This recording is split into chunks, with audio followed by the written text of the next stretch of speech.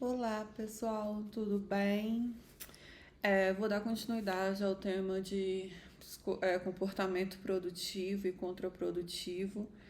Acredito que essa aula ficará um pouco mais curta e já antecipo que possivelmente a edição dela não vai ficar maravigold como padrão. É, eu quebrei meu pé ontem em dois pedaços diferentes e eu tô com bastante dor.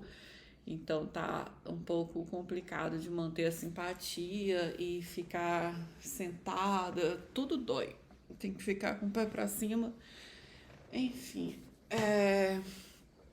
já vou justificando se eu não sei, de repente amanhã eu gravo hoje, guardo pra editar o vídeo amanhã, quando já tiver melhor.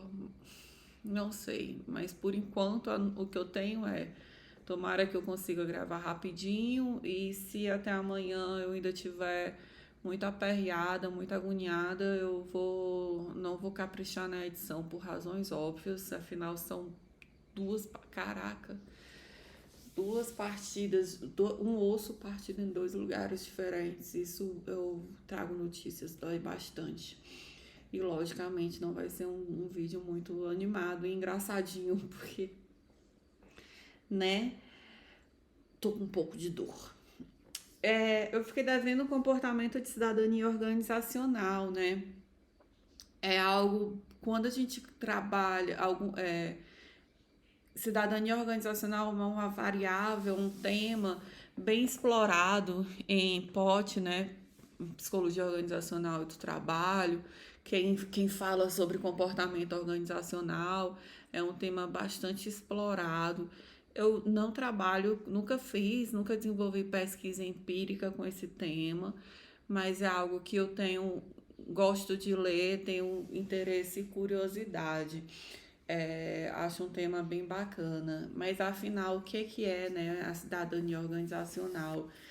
É a aplicação para a organização, né, para o contexto organizacional de um conceito que a gente tem socialmente. Então, é a aplicação do conceito de cidadania para a organização. A gente considera a cidadania organizacional, tem as vassouras aqui, a cidadania organizacional quando comportamento de cidadania organizacional quando se vai além das tarefas necessárias para o trabalho e normalmente é em benefício da organização.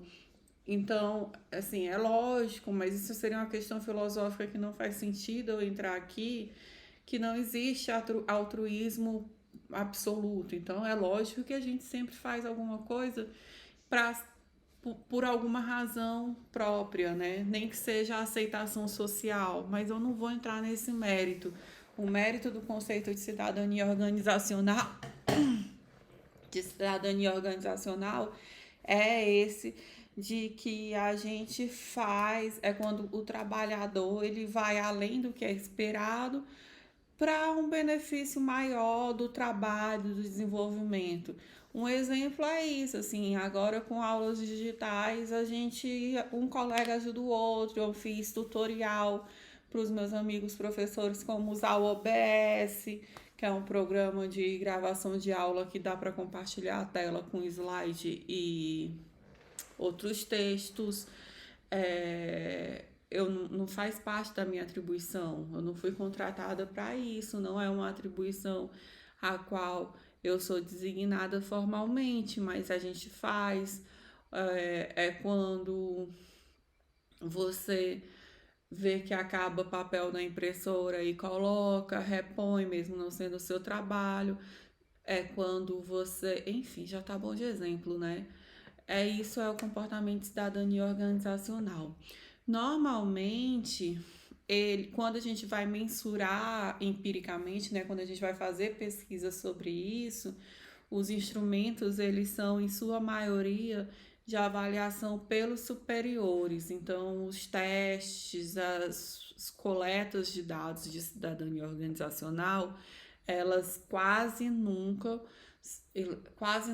são autorrespondidos, né? Não é a própria pessoa quem marca. Você se considera com vasto comportamento de cidadania organizacional?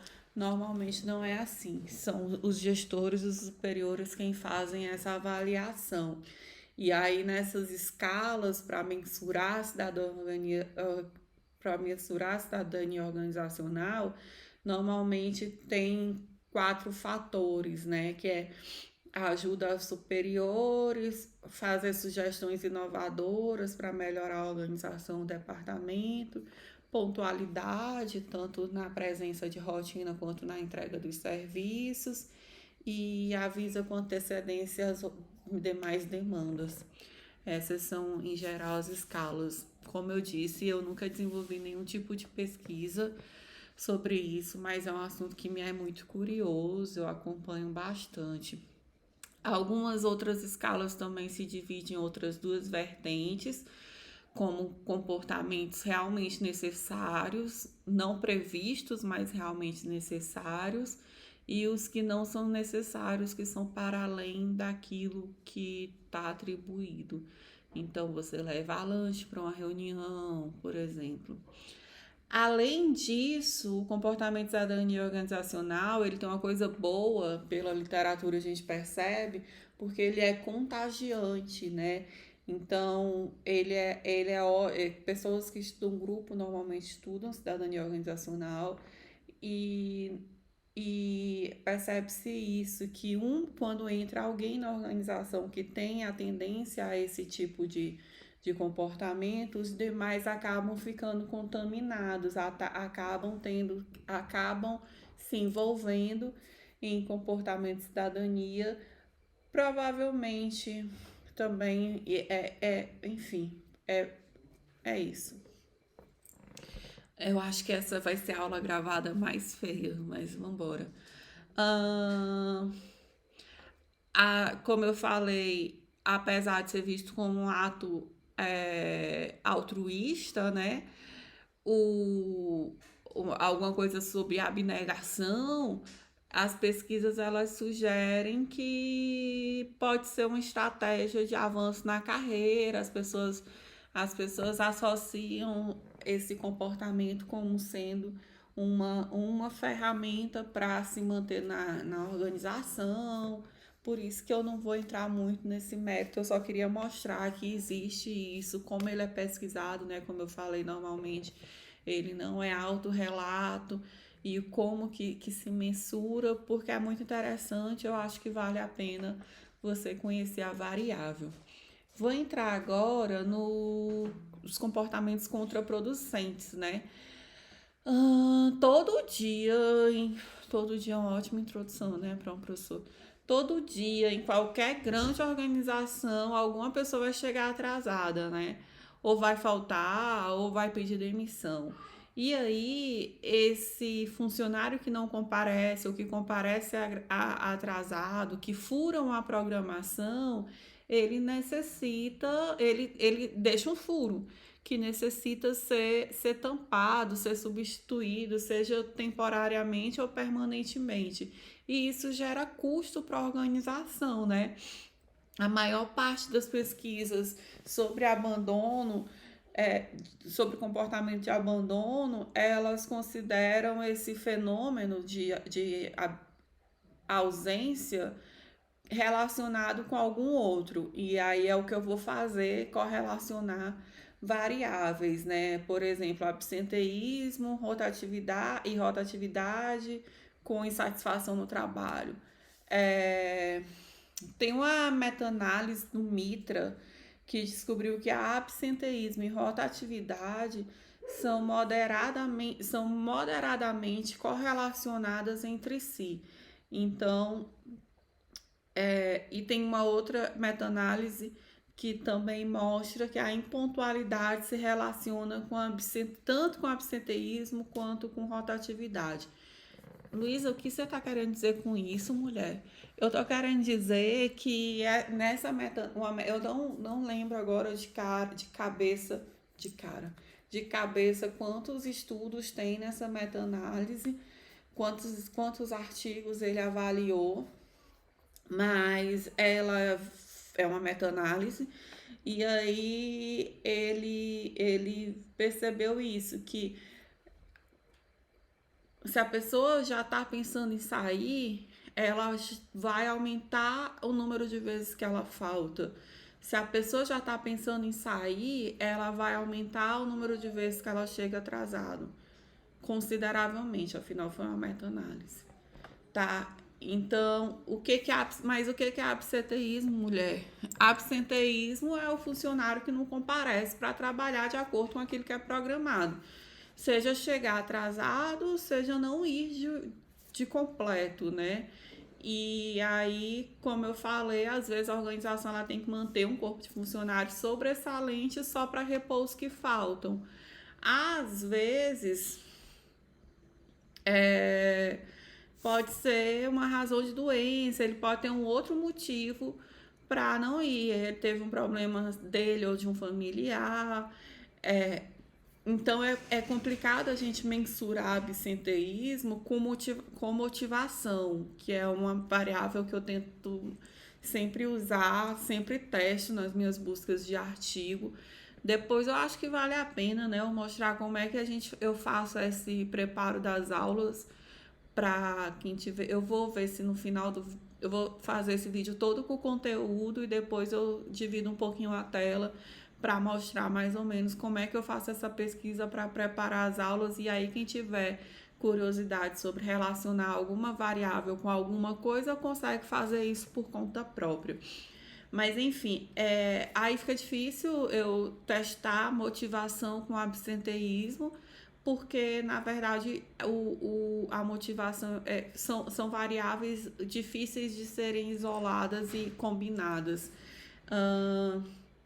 Tem artigo que deixa mais forte, eu achei artigos que deixam forte a correlação entre ter filho e o absenteísmo, apesar de eu não gostar de falar sobre isso, porque coloca a mulher mãe num posicionamento de pessoa inapropriada para ser contratada, quando na verdade a gente sabe que a questão não é a culpa dela, a culpa não é de vítima, né? A culpa é de uma sociedade que não tem estrutura para a maternidade. A culpa é de uma sociedade machista e sexista e patriarcal, em que a mulher se responsabiliza, na maioria das vezes, sozinha pela criação, pelo sustento daquele núcleo familiar. E é a única responsável por tudo aquilo. Então, assim, eu acho injusto esse tipo de estudo. A gente pode conversar sobre isso em um outro momento. Dá para achar também bastante relação entre absenteísmo, doença crônica e estudos nacionais. Tem um amigo, inclusive, que pesquisou muito isso no mestrado dele. Adoro essa história. Tem alguns estudos nacionais que trazem relação entre absenteísmo e cultura própria da organização. Então, aqui no Brasil é muito comum o absenteísmo por atraso, porque é a nossa cultura, tá? Impontualidade, né? Em muitas organizações, os funcionários trabalham em horários fixos, né? Inclusive batendo o ponto. Algumas vezes o funcionário não chegar na hora programada, ele consegue repor, né, esse atraso, encurtando o intervalo dele de almoço, de descanso, ficando até mais tarde. Mas algumas vezes é impossível fazer essa compensação. Faz de conta que a gente está na aula presencial e meu horário para dar aula é de 7h30 às 22h. Mas hoje eu não posso chegar às 7h30, eu posso chegar só às 8h30. Não tem como, meu amigo, eu repor, eu não vou convencer os alunos a irem embora só às 11 horas da noite. Então, em algumas situações não tem. Quando eu trabalhava em agência, era suave, saía 1h da manhã, chegava a hora que dava. Mas é um outro contexto. A impontualidade, ela está relacionada pelos estudos, a gente percebe isso, ela está relacionada com a insatisfação no trabalho. Então, a gente pode dizer que e também está relacionada com, achei estudos que mostram, por isso que eu falo que essa aula é a mais difícil de eu ficar colocando a referência lá no final do vídeo, porque senão eu vou ter que fazer um vídeo só de referência. porque é artigo pra cacete que se lê pra poder montar uma aula dessa. Vou botar realmente o vídeo aí para depois quem quiser fazer busca para ver, testar. Achei muito estudo que mostra impontualidade com questões sociais, condições econômicas, né? Porque aí fala sobre situação de transporte público, tá? Achei muito estudo para falar sobre isso. E mais uma vez reforço, né, o tanto de estudo que eu achei que relaciona com o fator cultural. Tanto o fator cultural, tanto cultural grandão, né, do país, cidade, quanto da própria organização. Uma curiosidade que eu já sabia e reforcei lendo os artigos é que alguns autores eles acham correlação muito forte entre a impontualidade ou a pontualidade com o sentimento de justiça organizacional. Então, se ele acha que o tratamento dele dentro daquela organização é justo, ele se esforça por aquela organização, ele vai ter um comportamento de cidadania organizacional e ele vai ter um comportamento também pontual. Mas se ele acha que, tipo, eu trabalho tanto, fulano faz a mesma coisa que eu e recebe muito mais, o mínimo que eu faço é chegar atrasado, porque eu mereço, porque eu nem estou sendo pago direito. Então, muita relação com o sentimento de justiça organizacional. Rotatividade é quando o funcionário pede demissão, né? É importante ter, assim, empresas com número zerado de rotatividade. Pede demissão é demitido, né? Empresa com número de demissão zerado não é saudável. Tem umas continhas, quem for trabalhar com isso, tem umas continhas próprias para ver se entre o número de funcionários e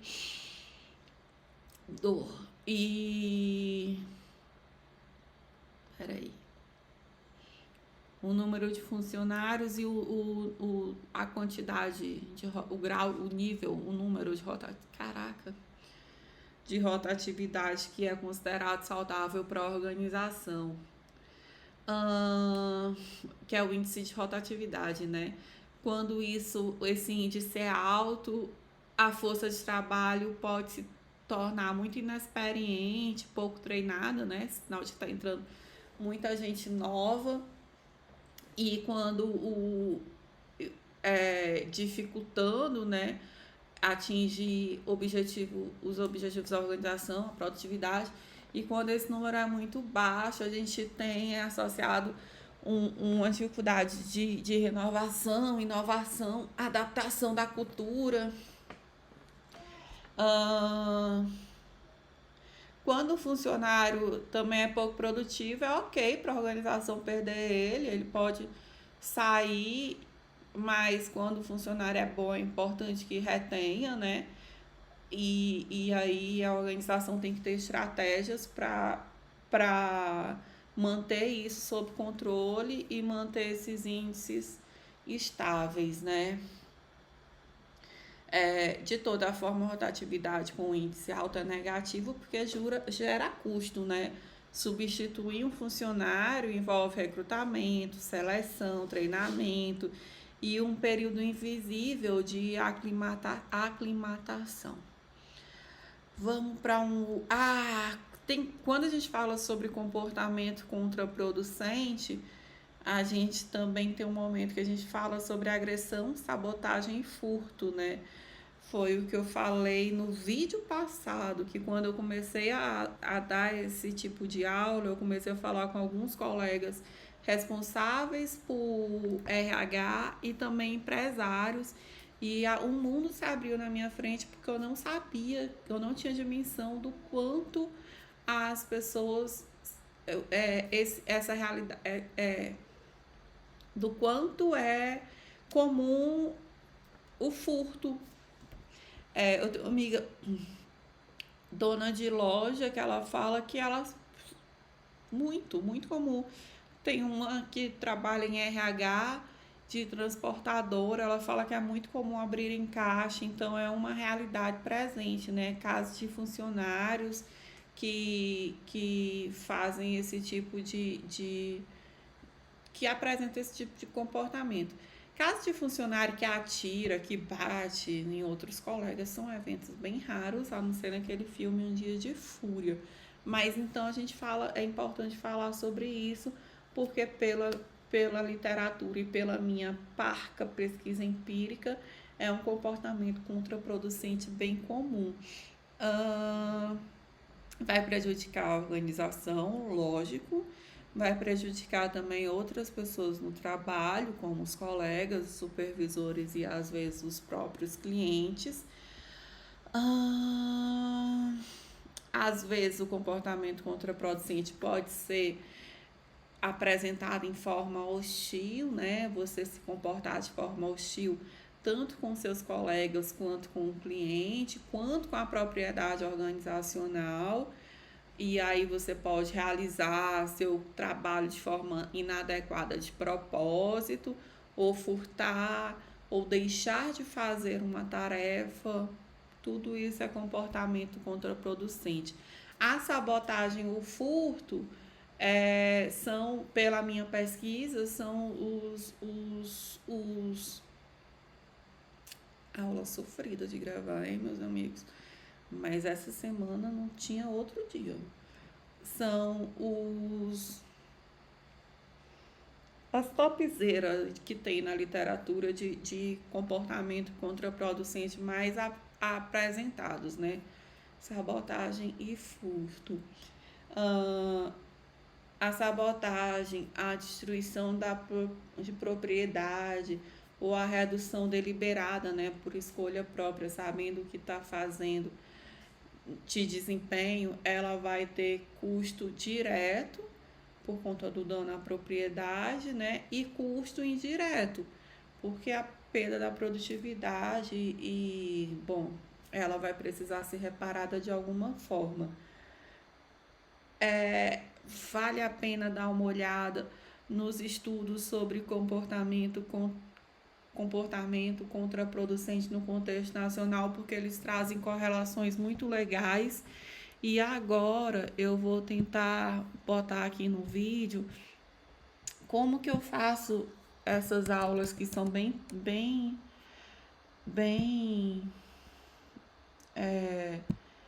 cheia de curvas, né? Não tem um capítulo no livro só para tu falar sobre isso. Provavelmente tem um capítulo só sobre cidadania organizacional, mas um capítulo que fale de forma tão cheia de coisa, como é o nome disso aqui? Safari. É complicado de você achar em Safari, tá aqui. Mostrar aqui a tela para vocês, e quem tiver curiosidade de alguma outra correlação para testar, para ver o que se relaciona, terá mais autonomia para fazer isso. Você vai botar CAPS periódico no Google. Eu não gosto assim, Luísa, por que você nunca fala para a gente fazer busca no Google acadêmico? Quando eu estiver dando a disciplina para você de método, quando eu for sua orientadora de TCC, a gente conversa, porque vai ter tempo para falar isso. Enquanto isso não acontece, apenas confie em mim que eu sei o que eu estou fazendo. Google acadêmico não. Portal do periódico CAPS. Você vai vir aqui, vai colocar, tá vendo? Deixa eu me baixar mais ainda. Assunto, aqui é a capa, você bota periódico CAPS, ele vem direto aqui nessa capa, nesse site, vai abrir isso. E aí, aqui onde tem assunto, você vai vir e clicar em busca avançada, aqui embaixo. Meu mouse não aparece para vocês, mas está aqui escrito busca avançada nesse quadrado cinza. Clica nele e a gente vai vir para essa tela muito bonita. Não vou entrar em detalhes sobre como logar Espaço Café, porque não é a intenção. Eu acho que eu tenho um vídeo no meu canal do YouTube falando sobre isso. Eu quero só mostrar como que eu faço as buscas. Eu não uso o periódico CAPS, a não ser que eu queira buscar no contexto nacional. quando eu vou preparar a aula ou até para escrever artigo, eu uso o Web of Science. Mas se você não tem facilidade e fluência na leitura em inglês, vem para o portal da CAPES, que é maravilhoso. Esse aqui que eu uso. Luísa, o que o pessoal usa? Gente grande usa o Web of Science. Gente grande em contexto de pesquisa nacional ou gente grande que não domina o inglês, vem para o periódico CAPES. Mas vamos lá. Aqui eu vou colocar absenteísmo ou comportamento produtivo, comportamento organizacional produtivo. E aí eu quero ver se se relaciona com a idade, como eu fiz no primeiro vídeo. E eu boto and aqui, idade. Eu colocaria or se eu quisesse comportamento, aí se fosse comportamento organizacional produtivo ou contraprodutivo, mas não é o caso. Eu colocaria not se eu quisesse comportamento organizacional produtivo e eu não quisesse que aparecesse o contraprodutivo. Isso são buscas diferentes. Quando eu quero procurar a relação entre duas variáveis, eu coloco a primeira aqui em cima, coloco and e coloco a segunda que eu estou buscando aqui embaixo. Aqui eu sempre deixo em qualquer, mas você pode botar no título ou no assunto, eu boto em qualquer. Aqui a mesma coisa, eu sempre deixo em qualquer, mas você pode colocar no título ou no assunto. Aqui, não mostro para vocês, mas está ficando amarelinho em volta. Contém é exato ou começa com. Se você clicar onde está escrito contém, é porque no vídeo, na tela do vídeo não aparece. Mas clicando, ele vai aparecer contém, é exato ou começa com. Eu, às vezes, uso o é exato quando eu quero falar sobre contraproducente. Eu boto o é exato, mas no geral eu deixo qualquer e contém, qualquer e contém. Aqui do lado eu busco sempre, a minha primeira rodada de busca é a dos últimos 5 anos, últimos 5 anos. Tipo de material, eu sempre coloco artigos, idioma, qualquer idioma, porque na verdade não adianta tu botar nada aqui, porque o que vai ditar o idioma é o buscador. Se tu coloca age, ele vai para o inglês automaticamente, né? Voltando. Idade. Não precisa botar nada aqui nas datas, porque tu já botou aqui últimos 5 anos. E aí tu vem aqui nesse botão buscar. Pararam. E não tem nenhum periódico. Luísa do céu, não acredito. O que a gente faz? Vem para qualquer ano e vem no buscar novamente. Não tem nenhum periódico. O que a gente faz? Vem para o contém, tira o é exato. Eu vou botar de novo os últimos 5 anos. Vem para o buscar. E aí vem aparecendo um monte de coisa. Daí eu vejo, botei os últimos 5 anos, né? Daí eu vejo título e resumo, se me interessa. Às vezes o que eu faço aqui é mostrar somente... aqui sempre revisado por pares, onde tá em cima, onde aparece a listinha. Vou botar aqui em cima para vocês verem, Resultado, 92, mostrar somente periódico revisado por pares. Isso eu sempre clico no resultado. Massa. E aqui ordenar por relevância é primeira leitura que eu faço, mas às vezes eu tento botar aqui, olha, essa parte apareceu no vídeo, data mais recente, para ele organizar pelo mais recente, para eu ver o que tem de top. Então, assim, se é um assunto que eu conheço muito, eu estou pesquisando, vou preparar uma aula de estresse, um assunto que eu sei de qual é salteado, eu venho por esse ordenar por mais recente para eu botar no vídeo assim, olha, o que tem feito agora, o que esse ano, o que bombou de artigo de estresse, era estresse isso, isso e isso. para eu saber, porque o restante das informações para mim já estão quentinhas. Então é isso, é assim que eu preparo as aulas. Eu botei aqui no contém o exato para vocês terem ideia de que às vezes não vale a pena. Realmente o que vale a pena é deixar qualquer, que tá amarelo ó, aqui em cima, e contém, e escrever comportamento organizacional producente ou contraprodutivo. Últimos 5 anos é a primeira rodada que eu sempre faço. Se der muito pouco, eu abro para vários anos. Ó, aí eu vou abrindo. E é assim que a gente lê para preparar a aula, é assim que vale a pena. Olha, eu gostei muito da aula de motivação. Peraí. Motivação organizacional.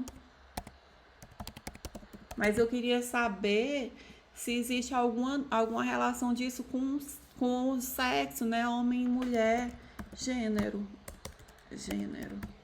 Últimos 5 anos, artigo, buscar.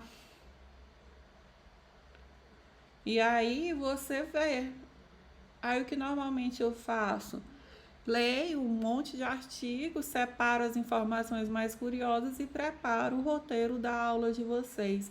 Ah, Luísa, mas como que eu vou saber se o artigo é bom? Isso merece uma aula só para falar isso, tá? Porque realmente, aqui no portal CAPES, as chances de serem boas aumentam muito mais do que o Google Acadêmico. Normalmente você pode refinar por experiência, onde é o botão, refinar a busca e já colocar como critério o qualis da revista. Mas eu não sei se isso só faz quem loga. Eu tô deslogada no momento. Eu não tô logada. Vou logar. E é vivência, né? É experiência. É lendo, que você vai começar a ter, e estudando sobre método, que você vai começar a ter domínio, se é bom ou ruim, para ter esse tipo de domínio. É lendo, não tem outro jeito. Pronto, agora eu tô logada. Aí quando você loga aqui no meu espaço e aqui do lado, ó, no espaço café, você tem um layoutzinho razoavelmente diferente e alguns benefícios para... Eu gosto de sempre mexer logada, porque eu já consigo salvar os artigos que eu gosto, tá? Ah, eu leio super rápido, eu leio super bem inglês. Meu amigo, então venha pra cá, pro Web of Science. Vai ser melhor. Um beijo, meu povo. Acho que essa aula vai sem tela, vai sem muito carinho. Me desculpem, a situação realmente tá complicada. Seria isso, ou fazer ela toda ao vivo, que eu acho que com a situação tá um pouco pior. Tá? Desculpem, vocês sabem que não é meu comportamento padrão, mas acredito que não tenha ficado uma aula muito ruim.